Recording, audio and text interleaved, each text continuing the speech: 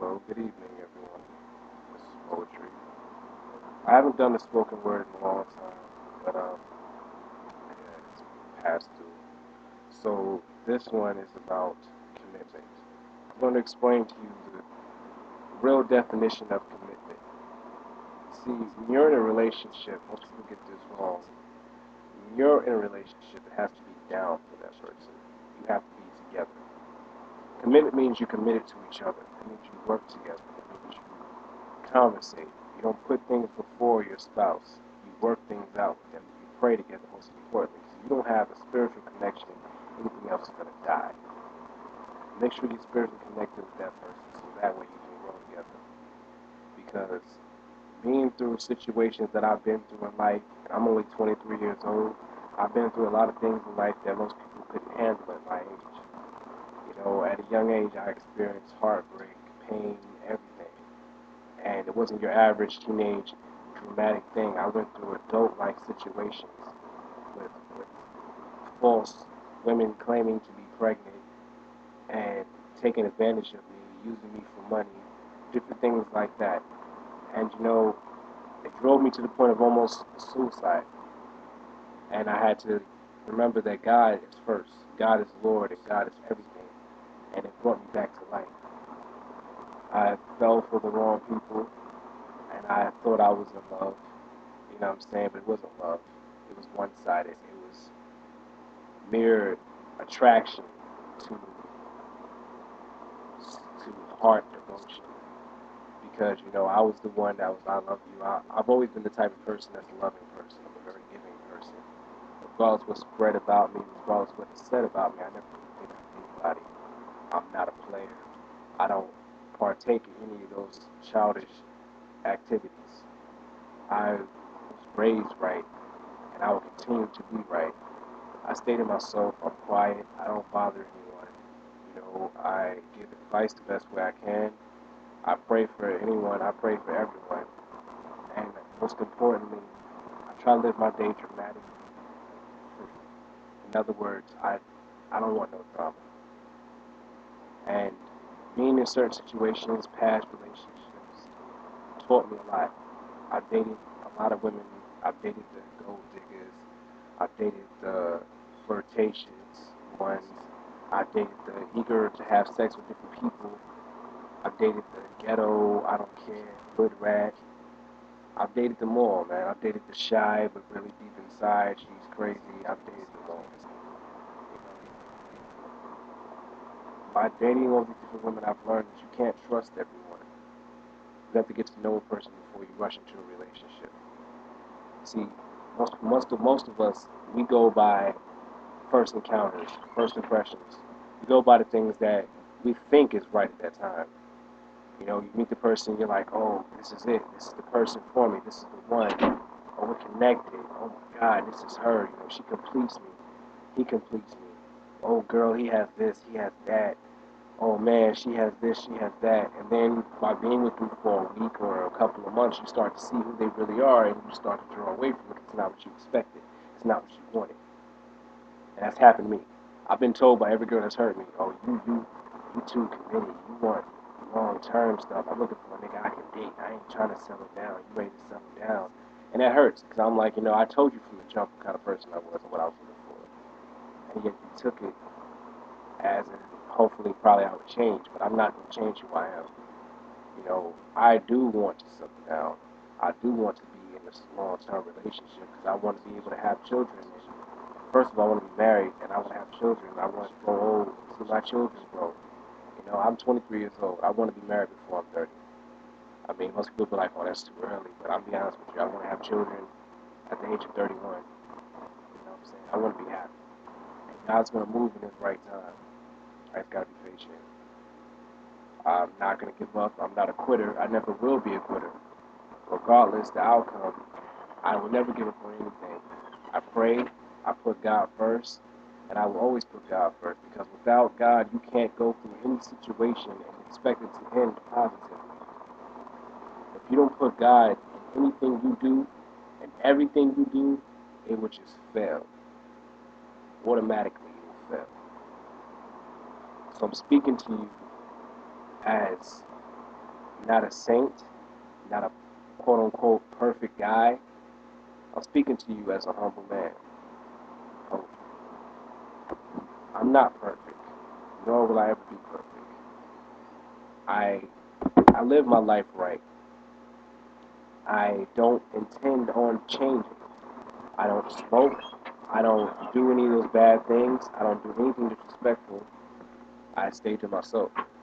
And I will always be that type of person that stays to itself, that prays, that singles out, that stands out. Because if I try to live within the world, if I try to live within other people, quote unquote, the friend zone, then I'm going to end up either in jail or another statistic, person on the street selling drugs, or God forbid, in a box.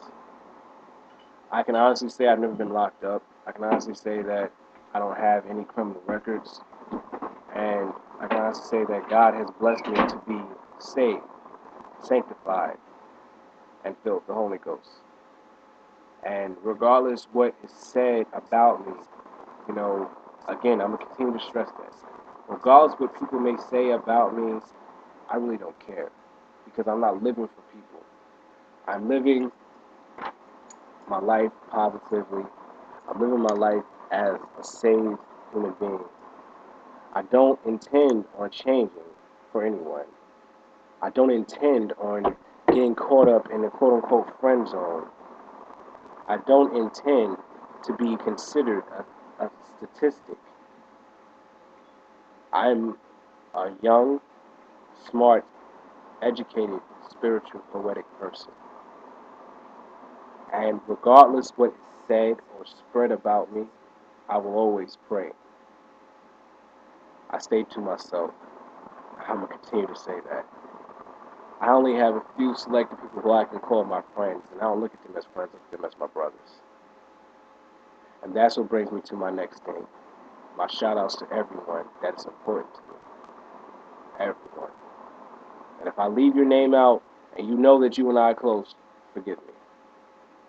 First, I'm going to start off with the man upstairs, Lord and Savior Jesus Christ. I want to thank him for being the father that he is and for creating a person like me.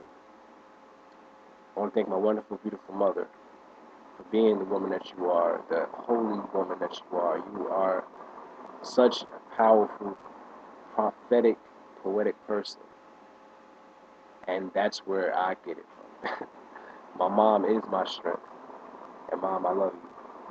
Even in the next room, I still am saying this. I love you, Mom, because you are my strength. You complete me.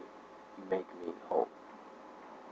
I want to thank my beautiful sisters for being the women that you are, the saved women that you are, the strong women that you are through everything you've encountered. I want to thank my brother for being a father figure, father figure to me. Excuse me, a father figure to me because you have been there. You may not always see eye to eye, but you've been there. You taught me things. You showed me life.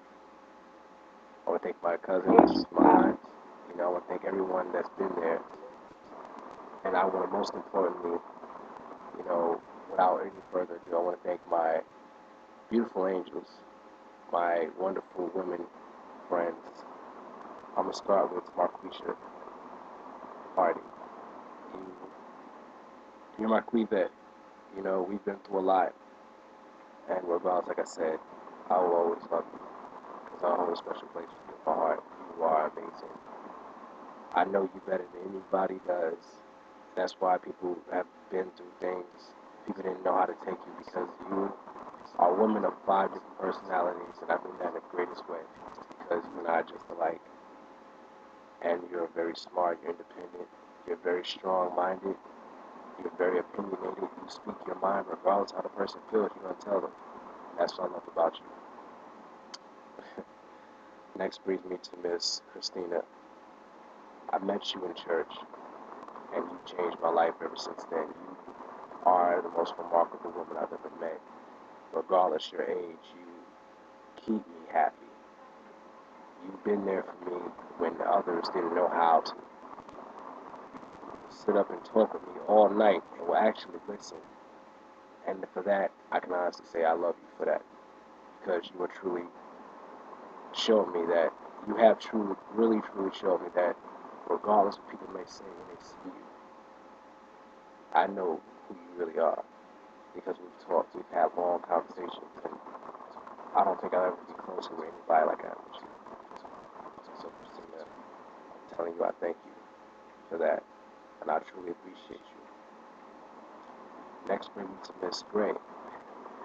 I've seen you around several times in the library with you and your sister, your lovely sister, and your family, and I've always wanted to talk to you. And then when we finally spoke and got close, I realized that you're a very, very spiritual young woman, and your creative mentality, meaning that you're you're strong-willed, you're optimistic, and you're very, very, very, very, very beautiful. And I really appreciate you because your uplifting, encouraging words have made me continue in life. You uplift my day, regardless what I'm going through. And you've spoken with me in my late nights and work. You've spoken with me. And for that, I appreciate you. I can't forget. We just got off the phone and you told me you need a special shout out. So, Miss E, baby, Evie, you know what I'm saying? You're everything to me. You complete me. You are like, you're the backbone. Your smile, your intelligent words, your accent that comes out when you get very excited. And your birthday's next week, so happy early birthday to you. I want to honestly say that you have been a blessing to me, and I truly, truly respect you. And I'll always, always be here for you, no matter what. And I thank God that I met you. Thank God I met all of you. And last but not least, I cannot forget Miss Nika Stevens. We've known each other for a minute, we lost contact, and then we got back in touch recently, and you have been a blessing to me.